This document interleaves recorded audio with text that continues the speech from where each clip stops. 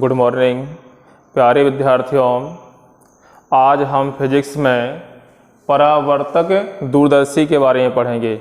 इसे हम परावर्ती दूरदर्शी भी कहते हैं और यह परावर्ती दूरदर्शी खगोलीय दूरदर्शी या अपवर्ती दूरदर्शी का ही परिवर्तित रूप है। अपवर्ती दूरदर्शी में अभिदर्शक के रूप में उत्तल लेंस का प्रयोग करते हैं, जबकि परावर्तक दूरदर्शी में अभिदर्शक के रूप में अवतल दर्पण का प्रयोग करते हैं। अर्थात हमारे पास यह अपवर्ती दूरदर्शी का ही परिवर्तित रूप है। क्या है? अपवर्ती दूरदर्शी का ही परिवर्तित रूप है। इसमें किसी वस्तु का अर्थात दूर स्थित किसी वस्तु का स्पष्ट तथा चमकीला प्रतिबिंब प्राप्त होता है। किसकी अपेक्षा? अपवर्ती दूरदर्शी की अपेक्षा।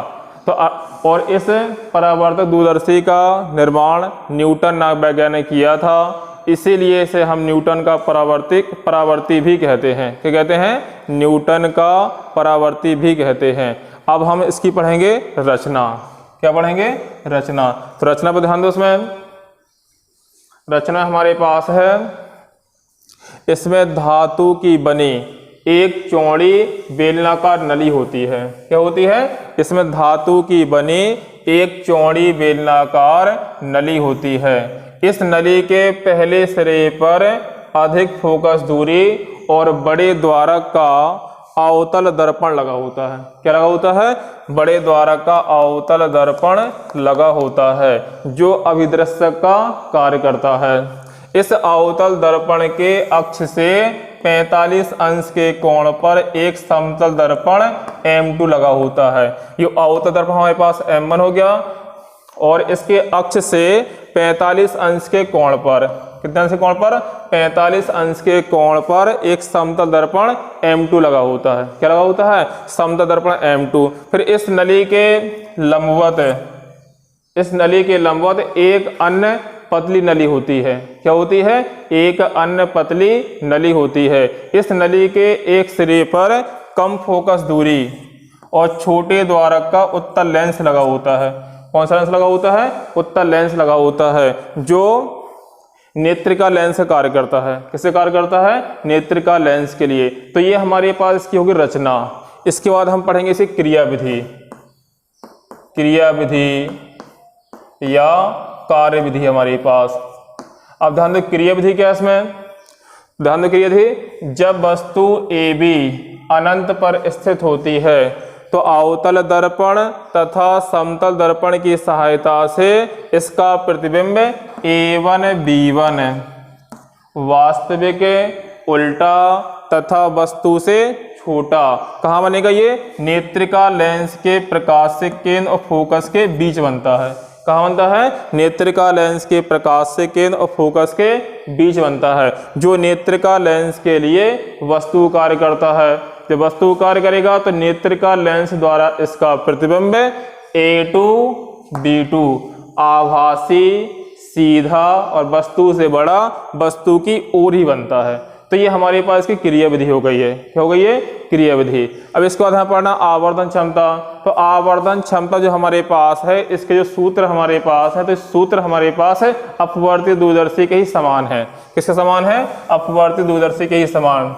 तो ध्यान दो, उसमें आवर्धन क्षमता।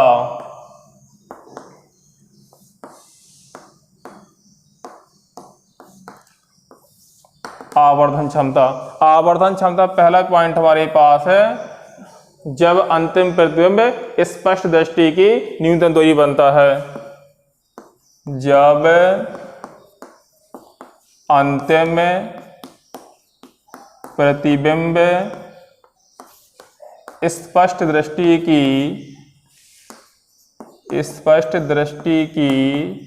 न्यूनतम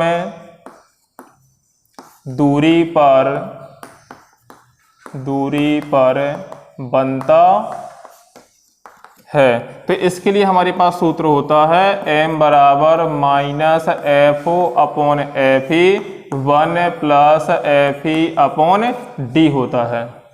जहां O लग जाए वो अभिदर्शक के लिए है, जहां E लग जाए वो नेत्रिका लेंस के लिए। तो F हमारे पास क्या है? अभिदर्शक की फोकस दूरी, एफ ही हमारे पास क्या है, नेत्र की फोकस दूरी, और डी हमारे पास क्या है, स्पष्ट दृष्टि की न्यूनतम दूरी, और जिसका मान कितना होता है, 25 सेंटीमीटर। इसके बाद इस स्थिति में नली की लंबाई याद करनी है, तो नली की लंबाई होती है एफ ओ प्लस यूई, जो मतलब सेम हमारे पास है खगोलीय दूरदर्शी की तरह। दूसरा पॉइंट हमारे पास है, जब अंतिम प्रतिबिंब अनंत पर बनता है, जब अंतिम प्रतिबिंब अनंत पर बनता है, अनंत पर बनता है, तो इसके लिए सूत्र हमारे पास क्या होगा, m बराबर होता है minus F O upon F E, ये होता है उसमें। और नली की लंबाई क्या होती है, तो नली की लंबाई L बराबर होता है F O plus F E, तो ये हमारे पास नली की लंबाई।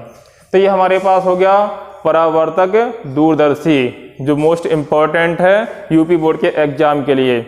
तो प्यारे विद्यार्थियों, आज के लिए इतने पर्याप्त है। अगली वीडियो में हम मिलेंगे सवालों के साथ। धन्यवाद।